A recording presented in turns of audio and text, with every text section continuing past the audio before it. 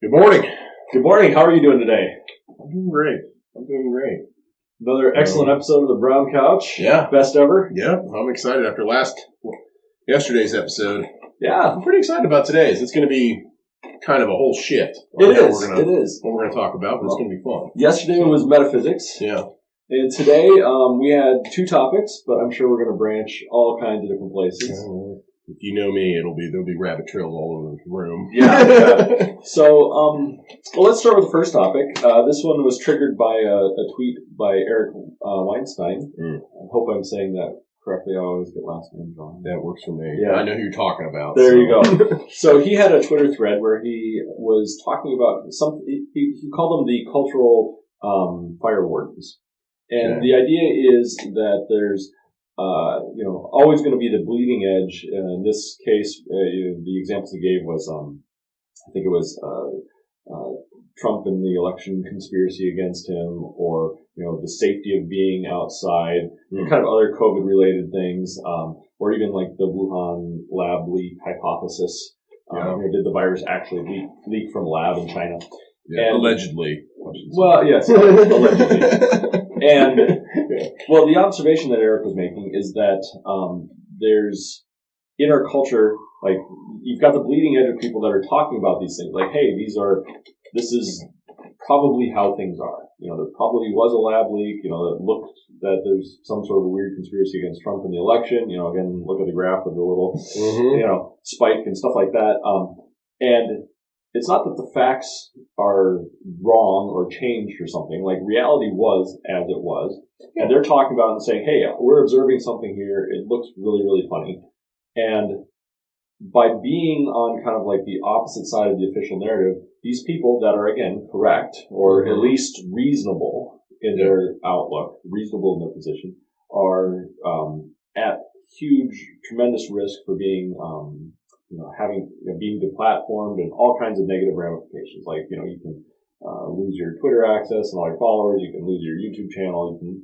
You're risking a lot by putting this opinion out there because it flows counter to the narrative. Well, then a shift happens, and months go by, maybe a year goes by, and all of a sudden one of these cultural fire marshals comes out and they say it. So an obvious case is the Jon Stewart interview with Stephen Colbert the other day, where they were laughing about the fact that, the virus is actually named after the lab. There's so many things in common. And Colbert's got this look on his face just like, you can't say that. Yeah, exactly. But now all of a sudden, that conversation can be had in the wider culture. Again, nothing factual has actually changed, right? Like, the conversation should have been valid for the entire year, but it was censored and put down and all this sort of stuff for an entire year. But now that Stephen Colbert came out, Stephen Colbert and Jon Stewart came out and said it, now it's okay to talk about it. The fire marshal has said, there's no fire here, or, it's safe to come back into this building and talk about it. Yeah. And, we were talking ahead of the program a little bit, and it's almost like, it's like high school, right? So, the nerdy kid, he comes in and he's wearing Crocs because they're comfortable. Getting made fun of. Gets made fun of up and down, exactly. Yeah. But then the star basketball player comes in, the popular kid, he's wearing the Crocs, and all of a sudden, it's fine to wear Crocs. Everybody else can wear them now. Yeah. But hey, that nerdy kid that was wearing them before, you're only wearing them because this guy's wearing them. Yeah. They've been wearing them the whole time. Exactly. And it's like, that's what, they'll come out. Oh, gosh. Exactly. So, what it is like, there's this weird survival instinct in humans where we're not willing to go against the group unless those that we deem the cultural gatekeepers, the popular kids, the whatever, they're the ones that say, you can actually have this conversation. Yeah. If you go ahead of that, well, you're an outcast. You're a dork. You're wrong. Yeah. And I've been that guy. I think we all fall into being that guy. Yeah. But the one thing I just thought about was, how many of these crying wolf scenarios, or these giant, like, Russian collusion? Okay, I'm not against it. Sure. When it came out, it was like, okay, well, let's investigate and get, let's investigate and let's get our facts. Yeah. And let's see who's wrong or right. No. It happened. It happened, yeah. With what evidence? Yeah. I mean, like, the whole thing with, okay. PP tapes. Yeah, right. But you have, like, Jon Stewart and Colbert, and he goes, yeah, well, Jon Stewart's saying that, it's highly plausible or it's plausible that it came from this lab. And Colbert had this look on his face, and he's like, show me the evidence, and he's like getting angry, because he's so offended because he's got really, really thin skin and can't handle life. And that's the thing, when the Russian collusion thing came out, they go, no, it happened. Can we just see the evidence? Turns out there was no evidence for Russian collusion. Yeah. And I'm sitting here going, no one looks at history and sees that, okay, look, this came out, this is an accusation. Let's look at it. Who was right, who was wrong? Yeah. And just go down and look at all the different scenarios, the Russian collusions, the Kavanaugh, you can go through it. You could the Smollett, the Juicy Smollett. Yeah. There's so much, right? The Covington kids. The Ukrainian stuff. Yeah. I mean, there's a whole list of it we can talk about with China. Yeah. But, we don't want to get kicked off of here. Yeah, it's a very weird time to be in because there is like this problem where, the gatekeepers don't mind being wrong this much. They're like, it's basically, the news has become the weather. Yeah. Like the Weather Channel, that dude just took over the whole news. It's like, I'm going to sit here and say it's going to rain today, and it doesn't rain. And everyone goes, at least he's trying. It's like weathermen can be wrong 99% of the time and still keep a job. Yeah. And then you have someone else up there just throwing accusations and lies with no evidence. But they're like, if we ever pose anything, people in general, that goes against the narrative of media, they're like, how dare you? Because it would be interesting to start, basically having a cultural track with various, call them the influencers or whatever, that class of people, the media people, and just keep track of it. Like, what is the impression of the person sending the message? Are they for or against a particular issue? Stephen Colbert, the Jon Stewarts of the world, maybe they were for, they thought for sure that Trump was including with the Russians. Yeah. Well, when they're wrong about this thing, and it's become obvious that they're wrong about it, then let's mark it someplace. Hey, on this giant issue, the people that were leading the cultural conversation, they were dead wrong. So maybe next time you see something out of their mouth or hear something from them that we're going to take it with a grain of salt this time. Well, you don't just hop on it. Yeah. And just be like, it's got to be right. Don Lemon said it. Okay, well, maybe he's wrong because he's been wrong. He was wrong on the Russian collusion day. There you go. Because he doesn't even do his own research. He just has a teleprompter. Yeah. And it's like, I'm not trusting dude just reading. Yeah. But then here's the other problem, too, is imagine being that person, okay, and having that moment of self-reflection and saying, oh my goodness, I have been reading a teleprompter for 4 years. I have been wrong. Everything the teleprompter has told me has been on the wrong side of history. It's just inaccurate. It's lies. It's bullshit. For at least 80% of the time, it's been wrong. You know what I mean? It's like, okay, I wouldn't want a job like that. When you have that moment of self-reflection, what does that do to you? What does that say about your life? That even with those millions of dollars you've been paid, what does that say about who you are? That you're willing to lie for money? You're kind of scummy. You're kind of scummy. Where's the there? Where's the person that has I would just say it shows when you have people in media, and I would say even people online, sure, that are just willing to jump on something and say it and not do any research. Yeah, you sit there and you're like, and I'm not saying that everything I've done research on, maybe my research was correct. And you could say, well, maybe theirs isn't either. Yeah. Okay, but then why are they all saying the same thing? And then it turns out they were all wrong. Showed me no one did any research. Yep. You know what I mean? It's like, it shows your character for one. There's character there. It's like, okay, you're kind of a piece of crap. Yeah. And you're a sellout and you're willing to do stuff for money. Because if your boss told you to change your mind on like that, you would do it. You see it all over the news. You know what I mean? It's always just hop on the next thing. Then if you go from one news source to the next, it's just a giant. It's verbatim. They're all saying the same thing. Have you ever watched those compilations? Yeah. And it's like these are phrases in terms that are not normal. Yet every news person is using them. Well, at that point, right there is a conspiracy. Well, you're not a person. You're a figurehead. You're an emptiness. There's nothing there. If that's what you are, there's nothing there, and it doesn't even matter how much you're paid. Like, it's kind of pathetic. There is a patheticness to that. It makes you wonder if you're hanging out with those people, if you went out to dinner with them. Yeah. Would they have a personality, or can they only have a personality and an opinion on something if they're in front of the camera? I think they would have a personality, but I think it would be tied up into the ideologiness of it. Like, it has to follow the script. Mm-hmm. So it's the same one either way. My phone is going nuts for some reason. I don't know what's going on. Doesn't like me today. I think that kind of leads right into so we were talking about earlier about the critical race theory stuff. Yes.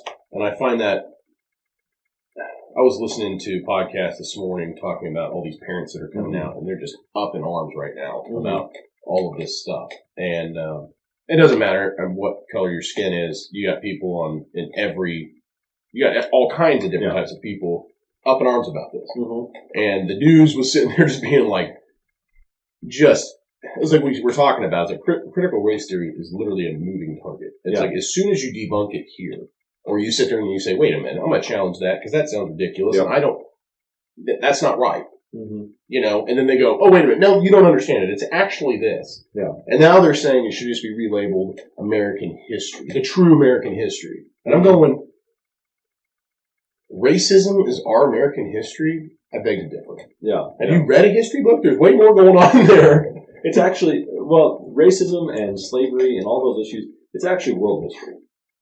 Like, it's not purely an American thing. Although we have Americans have a strange, call it a complex, but like there's something weird going on with Americans and slavery in terms of how we view it as like almost a uniquely American thing. Like it's our sin, and that sin never showed up anywhere else. What cracks me up is other countries are like, yeah, we had slavery. Yeah.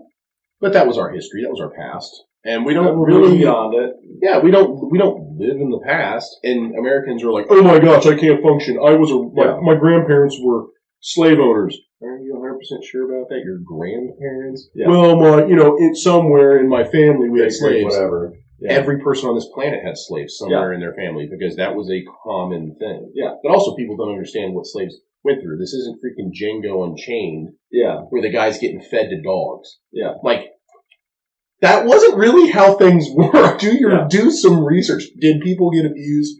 Yes. Yeah. But you know what? People get abused by their own parents, for crying out loud. Yeah. Like, they weren't slaves either. Yeah. There's a lot of weirdness there. Here's some good examples of like history that Americans don't know.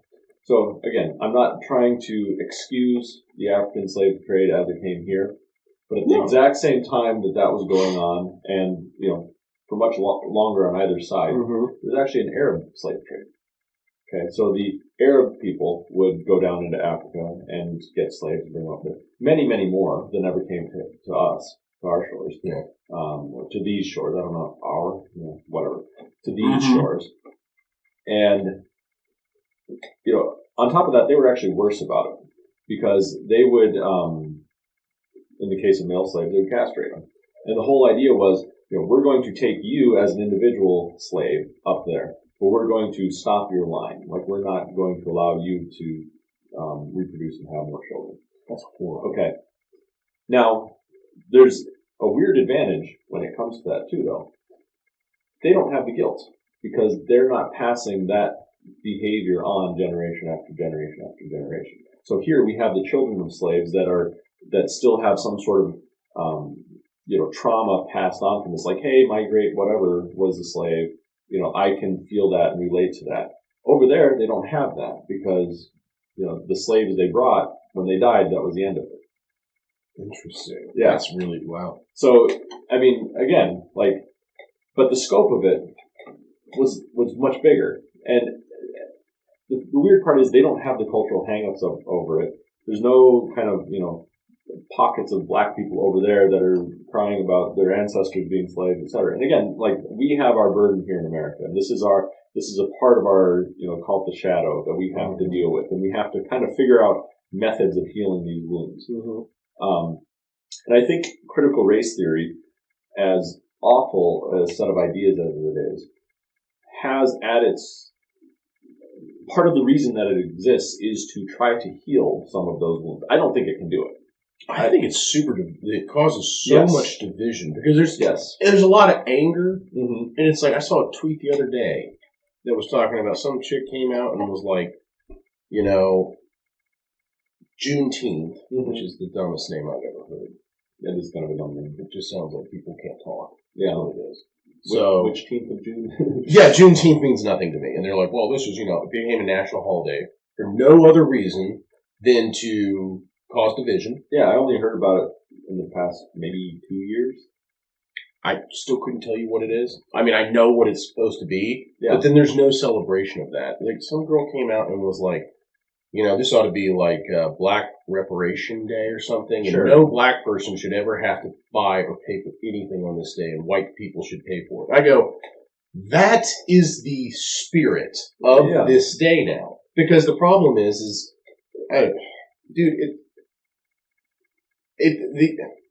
why can't we celebrate that our country's past it? And they're like, well, it's not. It is, because you name one slave in America now. Yeah. There was an entire civil war where millions of Americans died to free slaves. Thousands, but yes.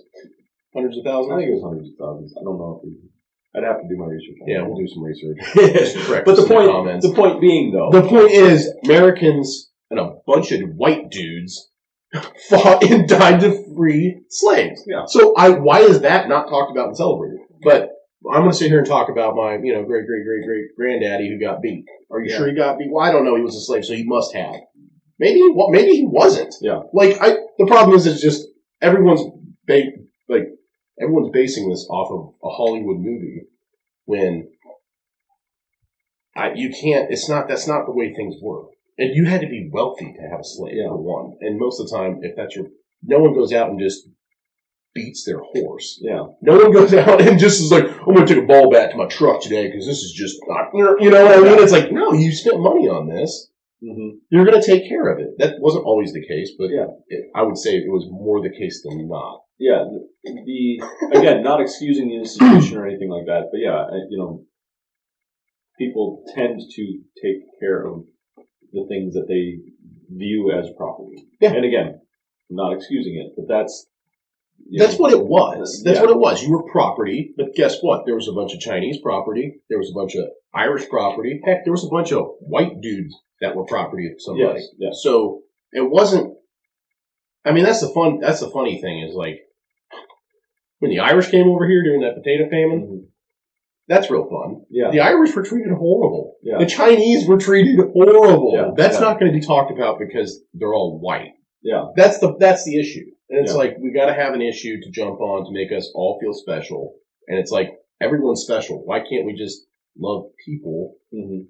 Well, there's a weird thing. And this is one of the areas where I think critical race theory gets it wrong, is that, again, the claim is something like we want to try to heal these wounds, right? Like this needs to be addressed as a dark part of American history, and it needs looking at.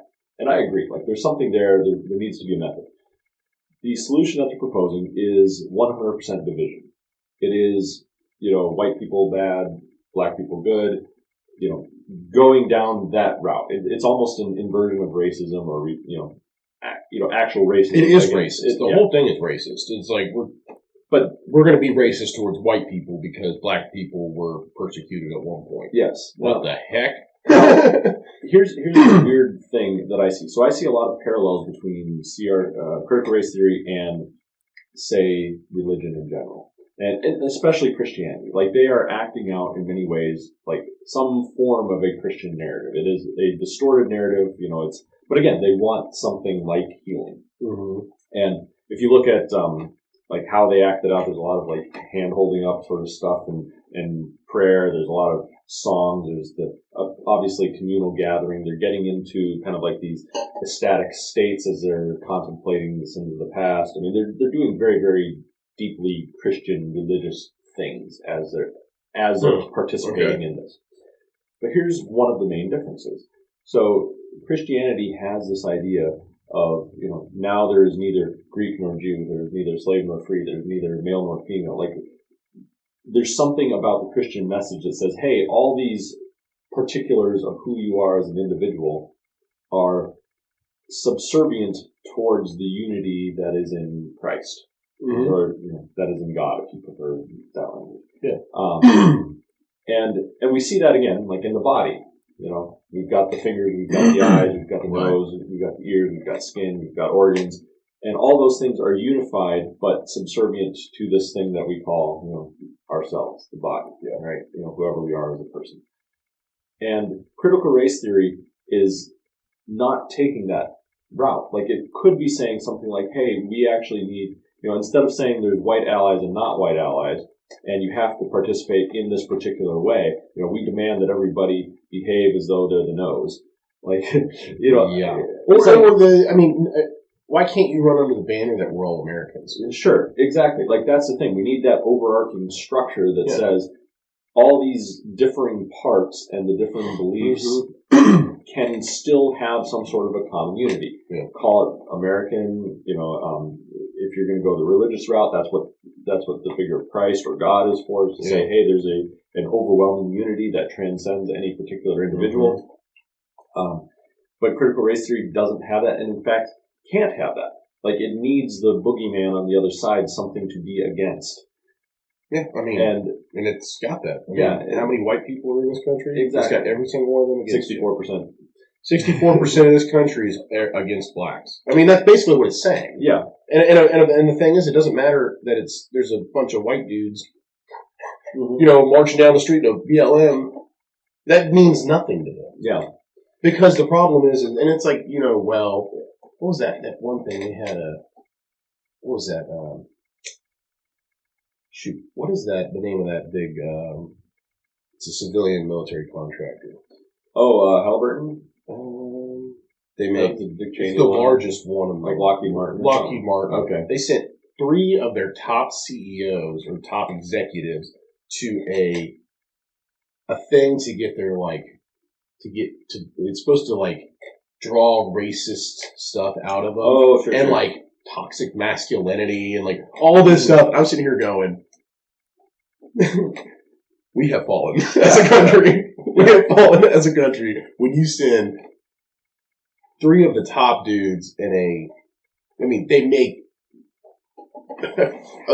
equipment for war. Yeah. And you're going to send these dudes to a class like that? Yeah. We are, just bend over and take it at this point. Yeah. That's where we're at. It's a weird one. I see. Sad. Yeah, I see some of this as an evolution in consciousness, though. So even to me, the idea of war is becoming more and more silly. Say 100 years ago, I can kind of understand it. There wasn't the tools of communication. Yeah. We didn't have the resources, at least felt more limited. So there was that's a good spot of land, we need to go there because our crops will grow there, versus, that's a mountain and they won't grow there, sort of thing. Right. But now we've kind of got enough food for everybody. And it seems like most of the physical reasons to go to war, for resources and stuff, are pretty much over. Unless you're China and you want Taiwan. Well, back. Sure, yeah. Now there's still political reasons. We want to go, we want Taiwan, because we want to grow the empire or whatever it is. Okay, I understand political reasons, but political reasons are ideas. And ideas can change. And I think they do fairly rapidly nowadays. I think so. But I think most of the physical reasons for war are pretty much hammered out. The resources will get where they need to get to. And all the faster if, say, we have nuclear power or something like that, because then you've got, basically unlimited energy. Energy allows you to transform that which is useless into something good. Yeah. Right? You can, run your water pumps, you can desalinate the ocean or whatever it is that you want to do. I don't know. I think there is a mental shift going on in the world, though, when it comes to the idea of war. And I don't know what that means. Maybe it means that, we don't need as, like, maybe the military can become a softer, cushier place. You know, because like but again, like what are we fighting over? The way I look at it is you hire someone to protect your family. Sure. Let's say things get bad enough. Yeah. And let's say it just gets a little bit out of hand and you're like, okay, I'm going to hire a guy to protect my family. Mm-hmm. Now that guy comes in. Mm-hmm. You have two guys to pick from. Mm-hmm. One guy who's soft, soft-spoken, just kind of not aggressive, not at all, and absolutely no skills. Sure. And he's going to cost the same as another dude who looks like Arnold Schwarzenegger in The Terminator, and he's very professional, very to the point, and has multiple skills in self-defense. He's a military veteran, been to war. Mm-hmm. Who are you going to pick? The one who's soft with no skills, and he knows critical race theory up and down. Sure. And he's got all the diversity training in the world. Mm-hmm. The other guy, he's a little bit rough. Like, he doesn't quite understand half that stuff, kind of stays out of it. Well, who are you going to hire? Let me expand on this analogy a little bit. Okay? Because again, the gut wrench or the gut feeling there is obviously you want the Schwarzenegger sort of character, right? But I think that society is also doing something deeper. They're saying, okay, why are the people threatening you that are threatening you? Like, what's at the root of their desire to be angry and mad and threatening? Are they just evil people? I mean, that's a possibility. Like, I'm not going to say, that's not a part of it. But I think that for many people, it's like, hey, we're feeling disaffected because the resources are out of reach, or, I'm not getting what I need out of life, et cetera, et cetera, et cetera. So maybe that nerdy guy has the necessary qualifications to say, hey, I can understand the other side of this equation. I understand why the threat is going on. And rather than pouring money into the defense side of things, which again, it's a valid solution, let's pour money into the resource side of things to stop that problem there. Because satisfied people that are able to... I see where you're coming from. People that are able to ascend Maslow's hierarchy of needs, where they're moving up from like basic resources to, self-transcendence, when they're moving up that in a positive direction, they don't have time to go and burn down buildings and take other people's stuff, and they're not worried about that anymore. They start being worried about oh, who am I? How do I fit in this universe? What is the meaning in life? How can I go and be of better benefit to my neighbor? Those sorts of things. So what happens when you are like that couple who had all those Antifa BLM rioters come walking into your gated community? Sure. And they're just walking through you're trying to walk right through your house. Yes. And they walk out there with guns and they're like, get out of my yard, dude. Yeah. And they felt threatened. Yeah, yeah. And everyone's like, we're threatening them. They were throwing stuff out. Mm-hmm. And they've already burned half the city down. Mm-hmm. I would feel threatened too. So what happens when you're in a situation like that where something gets started?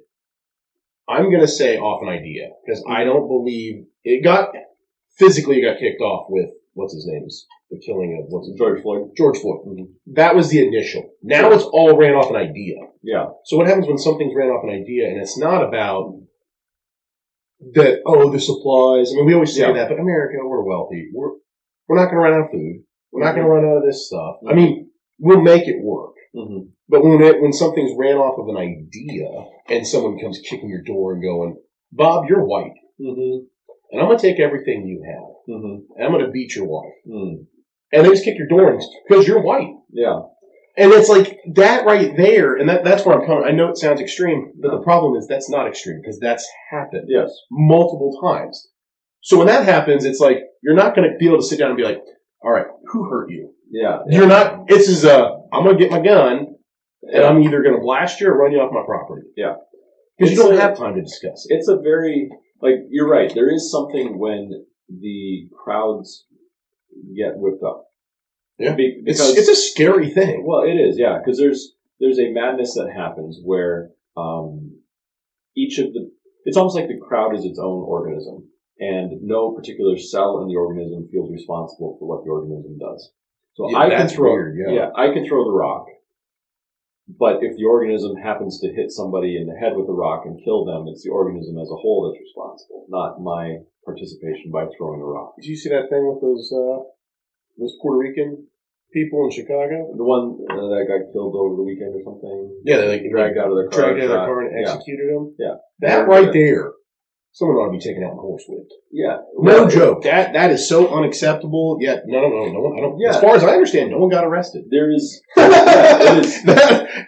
Well, so I do want to bring up another idea, and again, I put this as like an evolution of consciousness, and I'm just throwing it out there. I'm not saying I'm nailing this idea down correctly. Okay. Take the concept of policing, right? So you've got most people, like you and I don't think that we have ever or will ever need policing in our lives. Like we're not, we're far enough up the Maslow's hierarchy of needs that we're not going to go steal from other people. And again, I'm not saying that we can't like descend down and like, hit rock bottom and, all that sort of stuff. But odds are that we don't need policing. And it's because we've done, inner work. It's because we've, trying to take care of resources, et cetera. We've been very blessed in our lives. Mm-hmm. If there was a community built out of people that thought roughly the same as us, like, for example, I live in a community here. It's kind of, middle class, I would say. And we never have police cars drive through. Like, there's no need. Our kids are free to walk on the streets. It's safe. Everybody kind of knows each other a little bit. We're kind of looking out for each other. Mm-hmm. It's a nice community. I'm sure your community is very similar. Oh, yeah. And it's almost like, consciousness in this square mile area has decided, hey, we can solve most of our issues without ever needing a cop involved. Now, there's other communities where that's not the case, where violence is a lot more rampant. And perhaps there was a time when they needed police. The only areas where that's at, they're trying to defund the police. Exactly. It's like, your counselor ain't going to help with a gang war, bro. Well, I agree. But let me float an idea. So this is where the idea is the controversialness of it. Okay. I believe that consciousness is kind of like, it's going through an aging process. And right now, some of those, the communities that have it the worst are, let's call them the equivalent of the rebellious 18-year-old, right? So at some point, you kick the 18-year-old out of the house, and it's like, you have to figure this shit out for yourself. Yeah. I think that's happening, but it's happening around the idea of policing. Okay, if you want to become a peaceful community, it can't be something imposed on you by a police force that has overwhelming power. It actually has to be an internal choice. You have to get to that point inside where you don't ever need police again. Well, I think that. You know what I mean? No, I agree with you 100% that, like, you can't strong arm people into doing stuff. And it's like everyone's like police brutality. You may have deserved it. Yeah. Like, I'm not saying anyone deserves to get killed. Sure. But I'm going to say, if you're being a complete turd, and that cop has to rough you up a little bit to get you to pay attention, then do it. I'm not saying hurt him. Everyone can take this out of context. But I'm saying if you're swinging on a cop and you're resisting arrest and all this stuff, and he pops you to get you to like, hey, wake up and stop, dude. I'm not here to hurt you. Yeah. I'm just saying, he's like, I'm here to figure out what's going on, or I'm here to protect you. Yeah. And just because I'm wearing a uniform, you think that I'm out to get you. Yeah. Well, that's the thing. And I guess what I'm trying to get to the point is like, yes, I understand that mindset, but there's also the point where it's like, okay, like really, you need to figure this out for yourself. And if that means we're defunding the police and your neighborhoods have more murders as a result, like maybe that's a good. That's not a good thing. It's not a good thing. But maybe it'd be a good lesson learned. Maybe it says, hey, like the problem isn't the fact that there's police running around here. The problem is the fact that you're still acting like adolescent people. Like your community needs to grow in its consciousness and become like the other communities that don't need police around. Like, because again, this is it's a mindset shift on the individual level. Like, you have to be responsible for your own behavior. And that, almost like the individuals are cells within their community. Like that whole community needs to figure out, like, we're not going to do that anymore. It's kind of policing yourself. Yeah. Like, police your own community up. You know, I mean, you got these places in, you know, around the world, around the world, in the United States, these big cities, and it's like you've got people living in the hood, or whatever you want to call it. I don't know. Yeah. What do they call it anymore? I don't know. It's probably wrong to say. That's probably racist to call it hood, but it's the hood. And you got, you know, white, black, Mexican. I mean, I don't care who they are. You got people living in there, and then you've got some people that this is just where they live. Yeah, this is home. And you'll see, like, we did this. We drove through Gary the other day, and you have one yard that looks like halfway decent. You're like, that person actually respects their property. They don't live in a very good part of town at all, and everything else is windows blown out, all this stuff. But people are living in these houses. Yeah, and I'm like, what? You don't respect where you're at. You can see the people that do, but the other side of the coin is clean up your own place. If your neighbor next door is dealing drugs, why don't you as a community get him out? Unless you guys are all buying from him, and then now we've got a whole other problem. Yeah. But what I'm saying is no one wants to police up and say, hey, get this out of here. I don't want this in our community because someone's getting shot over you dealing. Well, that's, you know what I mean? Yeah. So, you know, my take on all that stuff is I do think drug dealers need a place, you know, and I tend to be pro legalizing stuff anyways. Well, I was using that as an example, exactly. But there's a lot of murders that happen over drugs. Oh, absolutely. And I think the communities need to get to the point where it is, you know, the murder aspect of things is unacceptable. Like, we need to find better tools to resolve these problems. Yeah. So, like, maybe it's up 150%. Homicides are. Maybe it's a resource issue. Like, maybe there's got to be a way that, like, we can get better, you know, more resources, be it, you know, psychological health care, be it, you know, churches, be it, you know, I don't know if it's free food, free TVs, like, there's got to be some way that, you know, some maximum where it's like, okay, our community actually has all the resources that it needs so that we're not just being assholes because we want more stuff. Yeah. Okay? So let's solve that problem. We're roboticizing everything anyways. Like, we're getting to that point where food could essentially be free if we really wanted it to. We could get a TV in every house, an iPhone in every pocket. You know, we could solve the resource problem in these communities if we wanted to. So let's say we solve that problem, and then we back off and we say, okay, we're going to let you police yourselves. If the only people that are going to call are going to be psych workers and healthcare professionals and stuff like that. But, like, literally, you have not a job I would want. No, I agree. But, you know, there's people that would do it. Let chaos ensue. Yeah. But I guess what I'm trying to, like, again, it might sound ridiculous, but why, again, my community doesn't need police officers. Yeah. You know, if there's a problem, like, really, I need a psych worker because it's probably somebody that's going through, you know, a mental or spiritual problem, or, you know, has like a long bout of depression that's coming to a head. Or the problem is it's too big of a problem. Yes. To have that work, because we've lost generations of people that I'm not saying give up on people, but, like, you got 40-something who's just a deadbeat doing nothing, and it's like you're causing all kinds of strife in the community. You think? I mean, I highly doubt a social worker's going to go in there and be like, "All right, Johnny, I know you're a piece of crap, but in reality, you're going to have to stop being a piece of crap." I've been a piece of crap for 40 years. What are you talking about? Yeah. You know what I mean? Like, we all know those. We all know people that are just they're hard-headed and they're not going to change. Sure. But that's also been bred into them. A lot of it is their upbringing.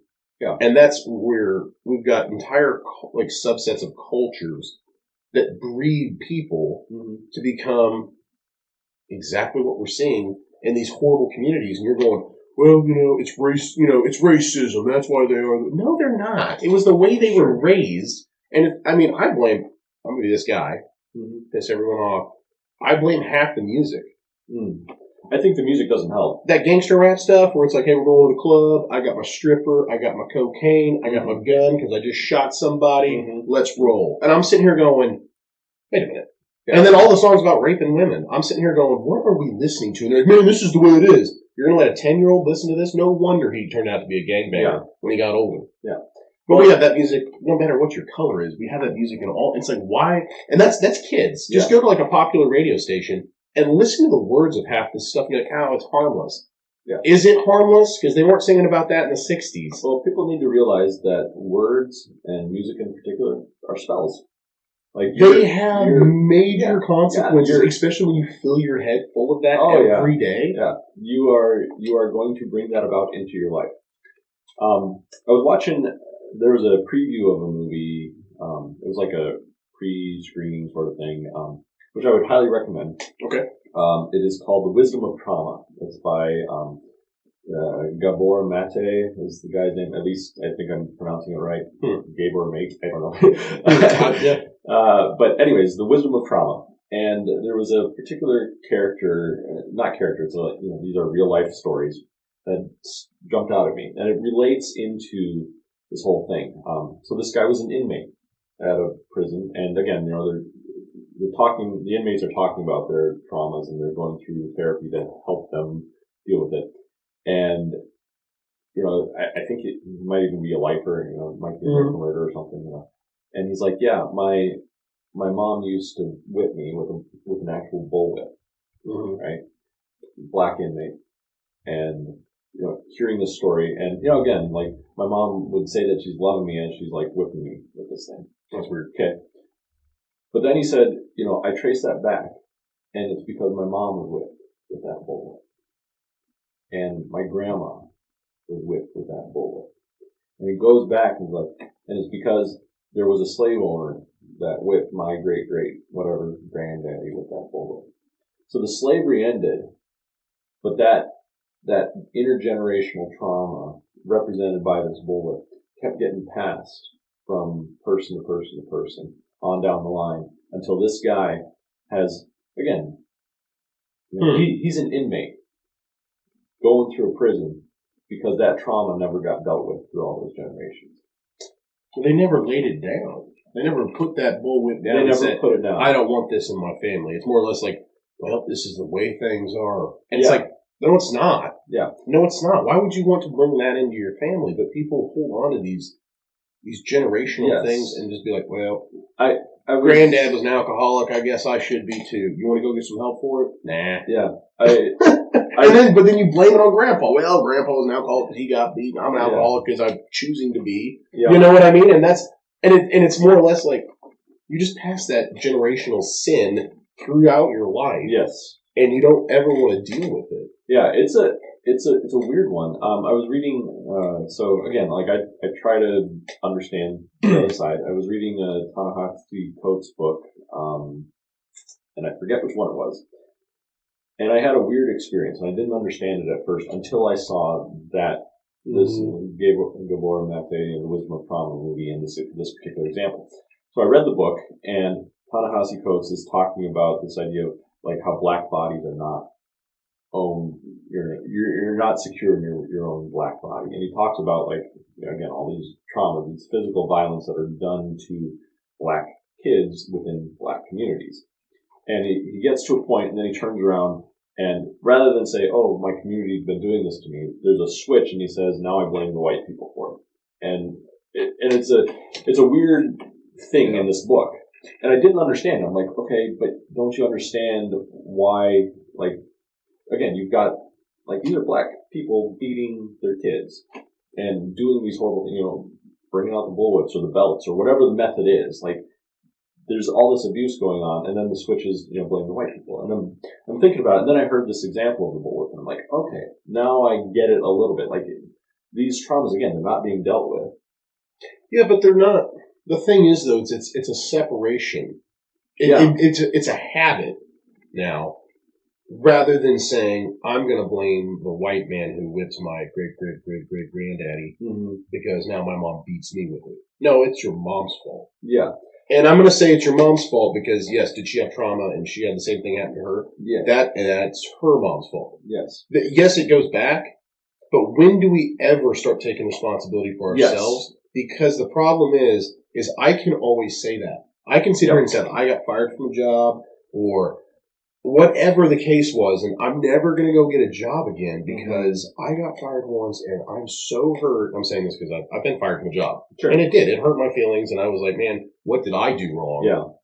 Or, I had to fight that feeling of, no, this guy was wrong. Yeah. I didn't do anything wrong. No, do some self-evaluation. Could you have been a better employee? Yeah. Yes, I could. There's areas I could have been. But what I'm saying is you have to take personal responsibility. Yes. So what does that mean?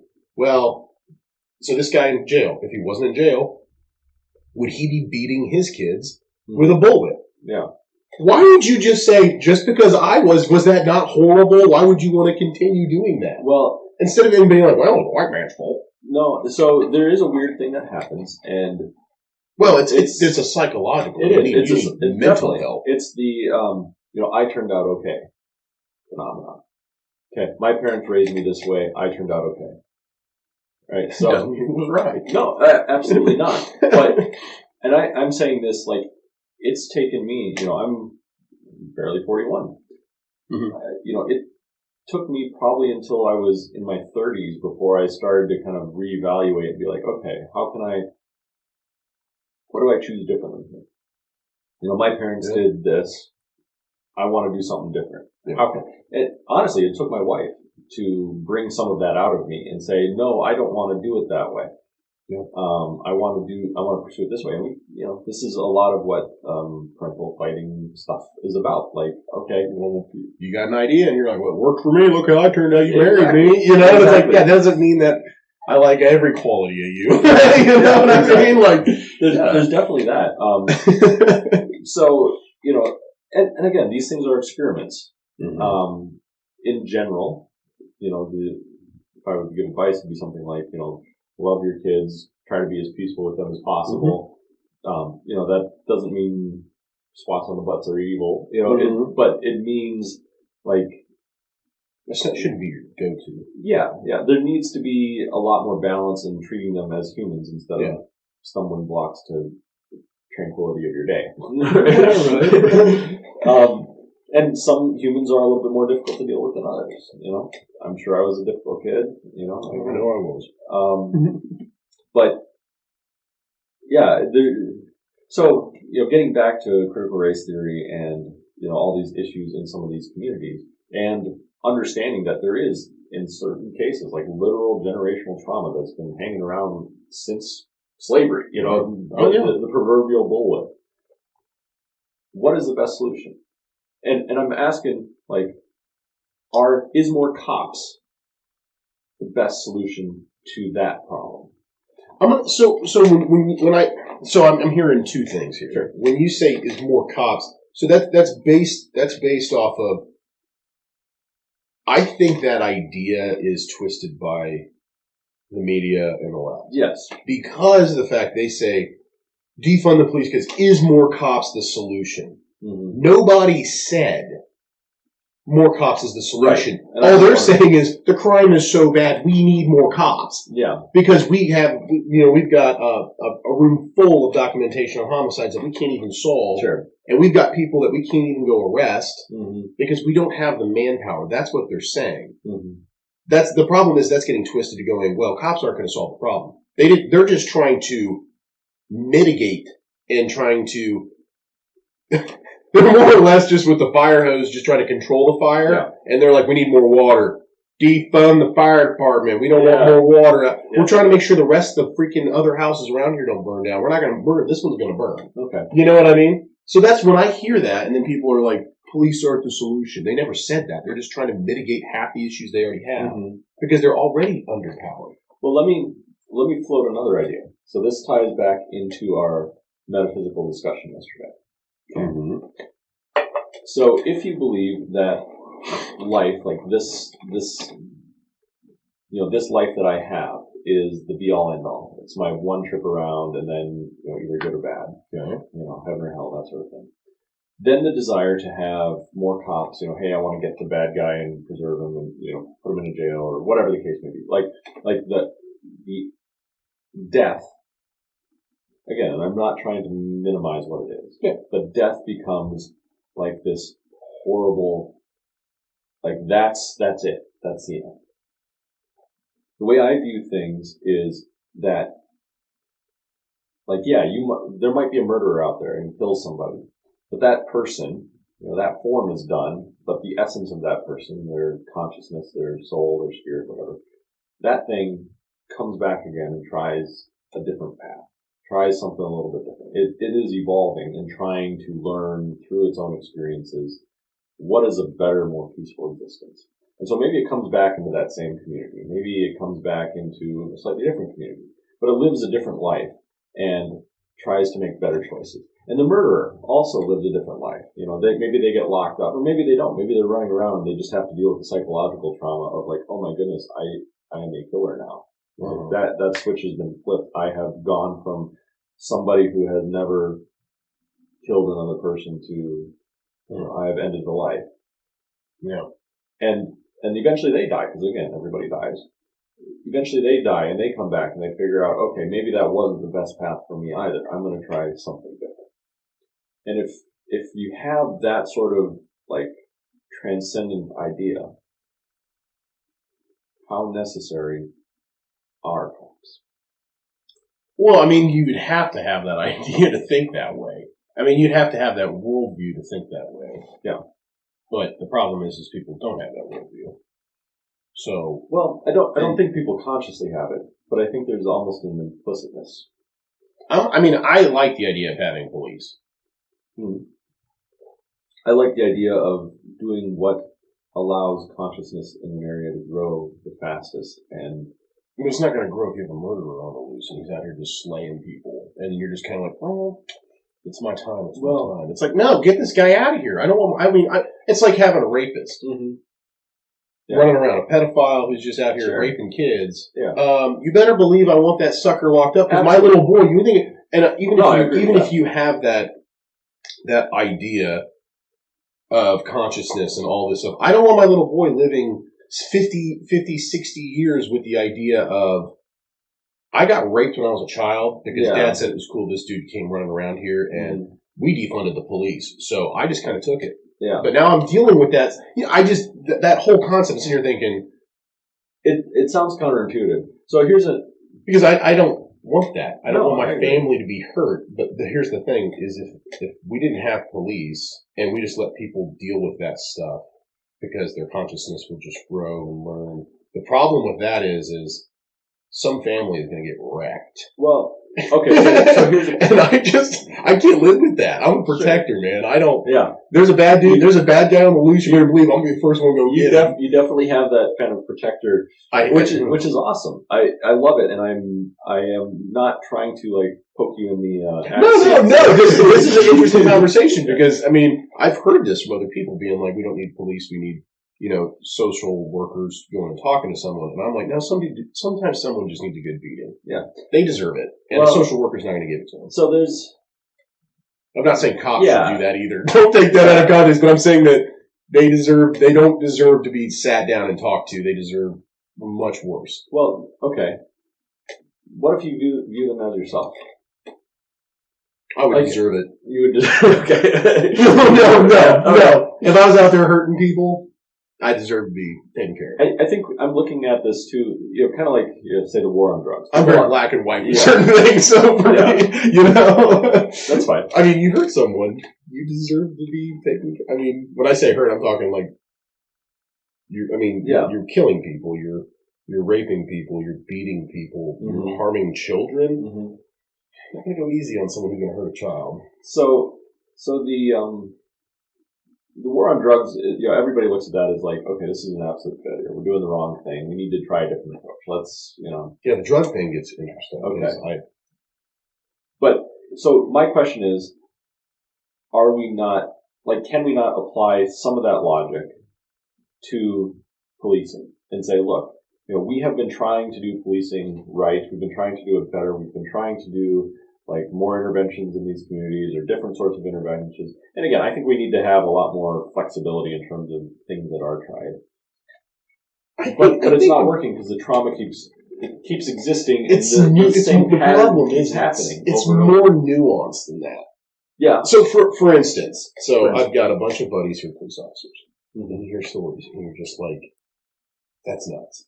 like you listen to it and you're just like, this person, I mean, what they have to go through on a day-to-day basis is insanity. And then we're talking big city cops. I mean, some of the small town guys that don't really do much. So, you know, but that's good. That's good. You don't want them to be doing a lot, you know? So, I'd rather pay a cop sit on his butt and have a peaceful town. Than, yeah, exactly. I'd be like, man, I'm just going to keep paying you to sit there and watch Netflix in your car because that's a good thing. Going on. It's a good thing. When you're bored out of your mind, that means society is going okay. Yeah, and you need that. I mean, and you want the white blood cells. You just don't want them hyperactive all the time. Right? They usually end up with a bad thing. That's the autoimmune disorder. Yeah. You know?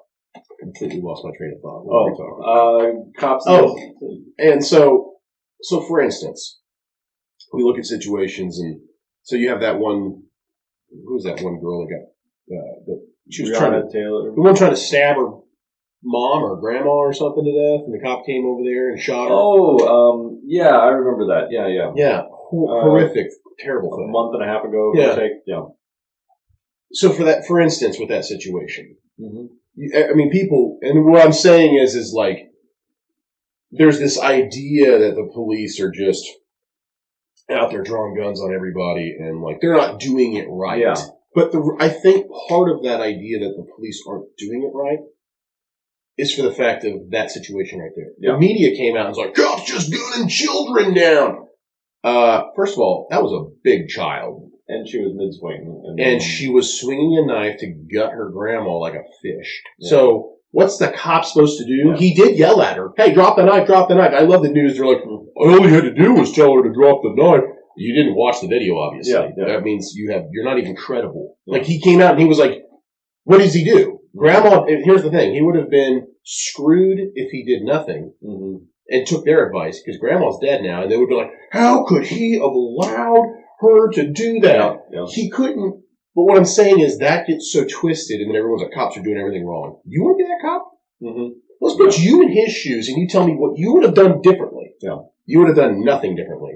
I hope you wouldn't have. Because if you did, grandma dies, and then this girl's like swinging on everyone else. The girl was going to die regardless. Make sure grandma doesn't. Yeah. She was going to die regardless, because like, you know what? When you're that crazy, you're going to come after the cop with the knife next. Yeah. Yeah. Think about it logically. There's always the what if scenarios, but in reality, it's like that got twisted, and everyone's like, we're going to do policing different.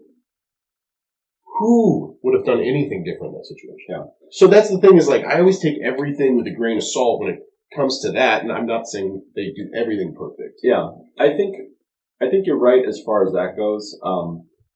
Here's an example of how I would do policing difference. Okay. I do not think, like war, I don't think we ever need a car chase again.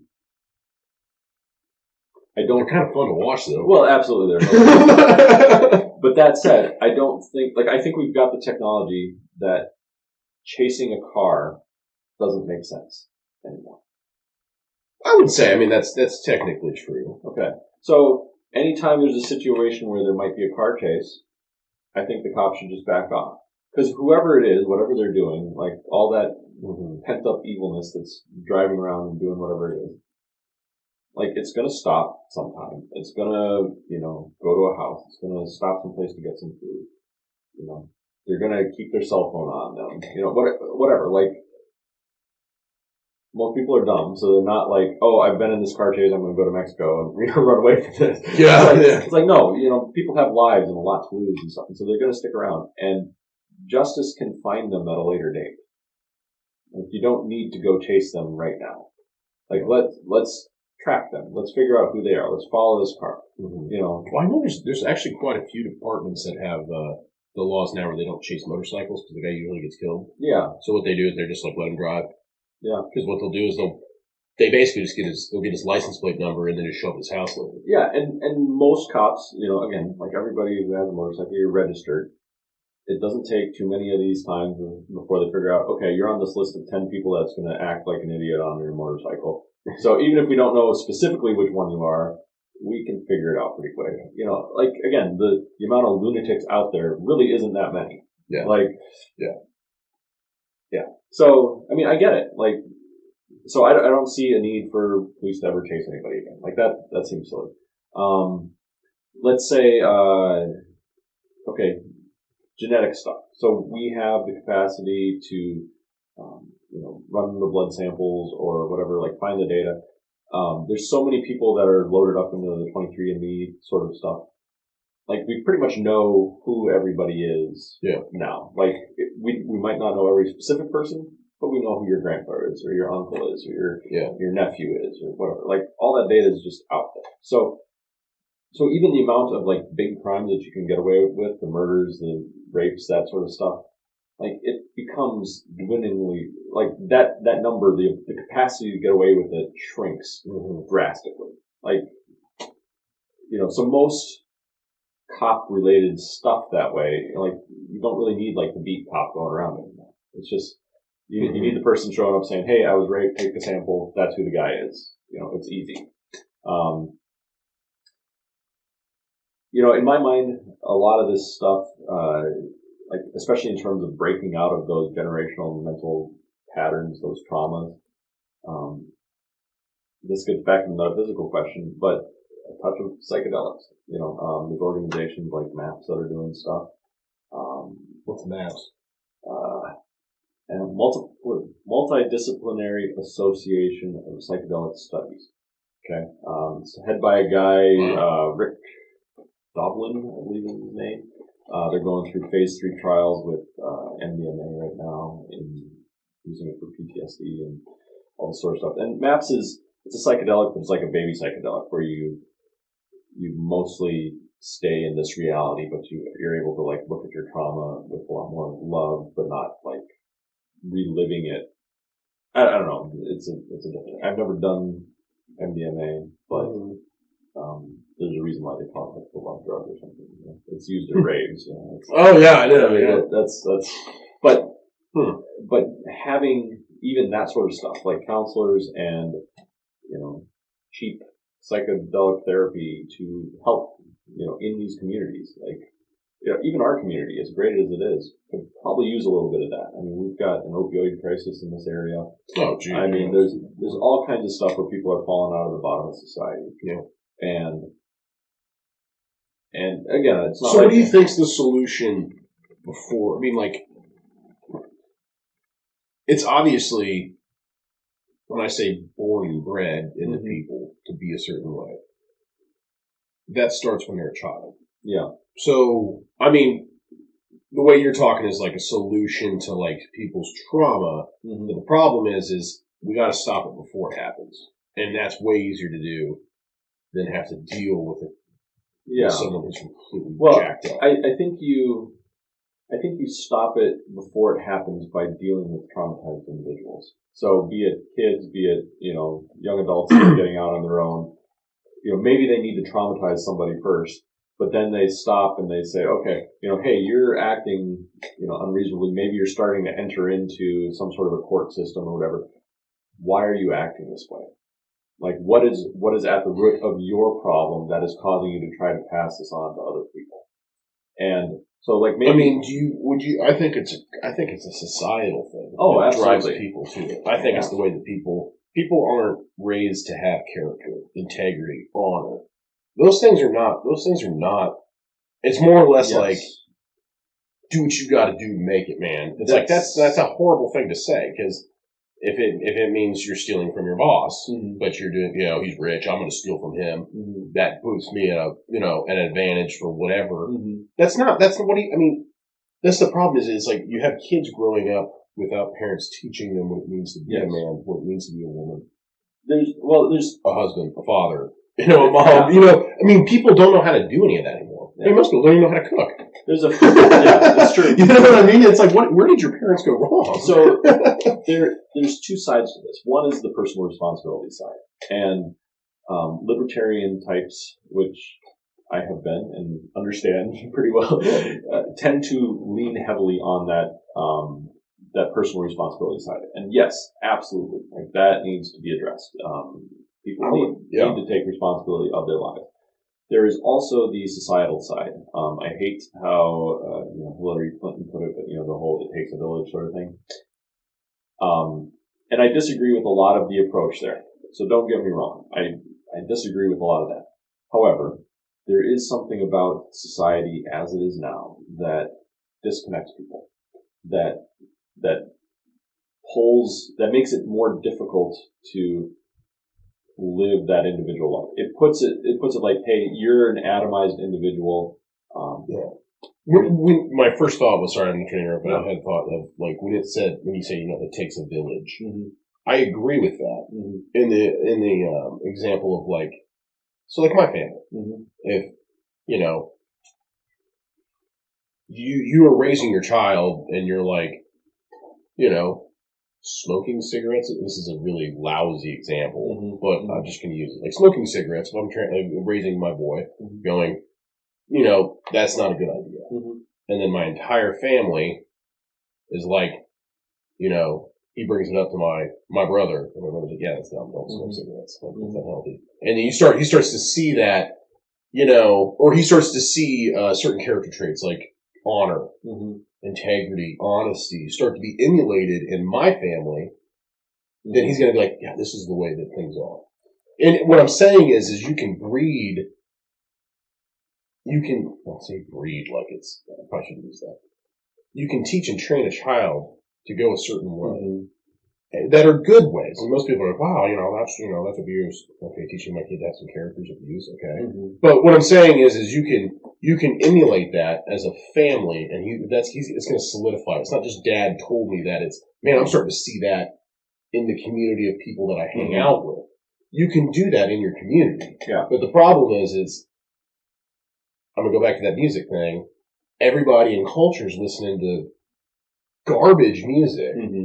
And that's the thing. Like, man, but that's our culture. Mm-hmm. No, it's not. Yeah. You make it your culture. The problem is when your 5-year-old gets pumped in there, up in the club, mm-hmm. And then, but everybody, you know what I mean? Where it's just like everyone for their bachelor party goes to a strip club. Why is that a thing? Yeah. Because that's a cultural thing, and everyone's like, well, you gotta do it. Mm-hmm. But if everyone said that's not the way things should be, you know what I mean? Like, I'm using some weird examples, but like... Let me give you an example of what I'm talking about, just in terms of architecture.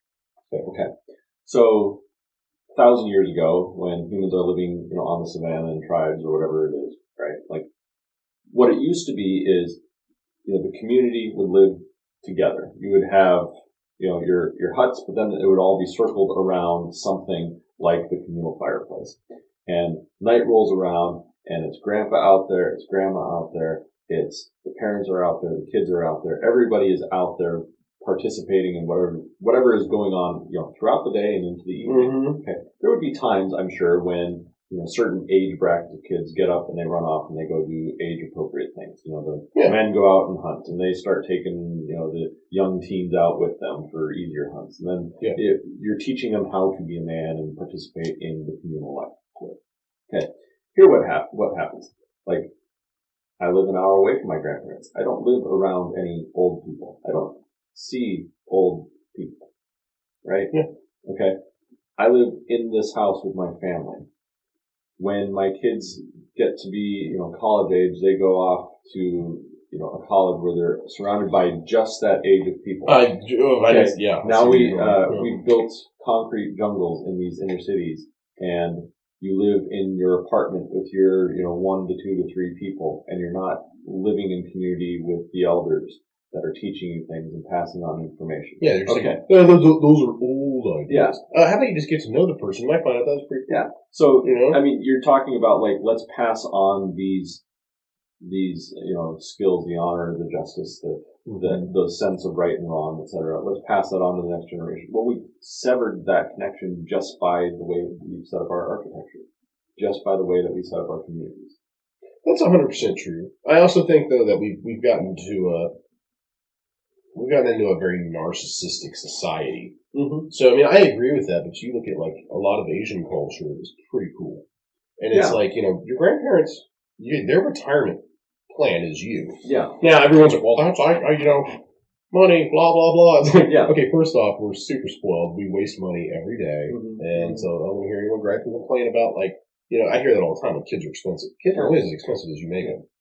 They don't need new iPads at 5 years old. That's your fault for dropping $1,200 on iPads. You know what I mean? Yeah. Like, you know what I mean? They are just as happy with the little Tonka truck. Mm-hmm. I see my little boy William. He's just like me, completely scatterbrained, and he enjoys a wide variety of toys. Mm-hmm. I don't need to go drop a ton of money. But what I'm saying is like the Asian cultures, some of them, I don't know. I could be talking on my rear end. It's a cool idea. But they take care of their grandparents. Their grandparents move in. And I saw that, like, we moved my grandmother after my grandfather passed away. My parents added on to the house, and my grandmother moved in. Mm. And I loved having my grandma at home with us. I thought that was so cool. It was one of those things where I got to go visit grandma. You know, it's more of a,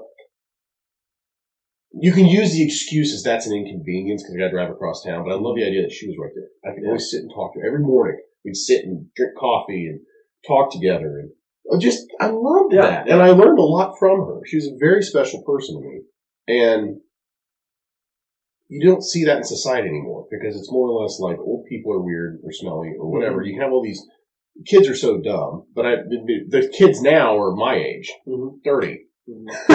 And they're still like, we don't have much of a relationship with my grandparents, or, you know, they grew up in a society where, oh, well, you're a freshman in high school. You hang out with freshmen. Yeah. It's like, why can't they hang out with underclassmen? Mm-hmm. And then everyone wonders why their kids don't get along with their brothers and sisters. Because they're all so separated into their own lives. They come home and they're like, get out of here, you little brat. And it's like, you're the brat. Yeah. You know what I mean? Like, well, and, you know, this idea too is like, this is what one of the roles that church played was getting that kind of intergenerational wisdom passed along. And, you know, we're here together as multi-generations. And, oh, by the way, like, when we're saying be kind to your neighbor, it also means grandma. And, you know, help her out, you know, with her wheelchair or whatever the issue is, right? And we have such a decline in church membership and stuff. But even then, like, we're still living atomized lives. We're just getting together once a week or twice a week, you know.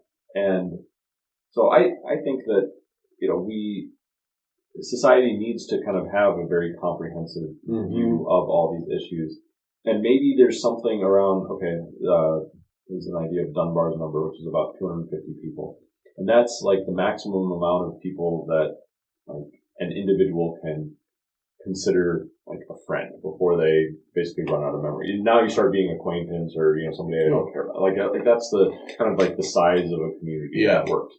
And maybe we should be building, you know, communities that have kind of like an interior focus, multi-generational, maybe based around spirituality or Christianity or something like that. Yeah.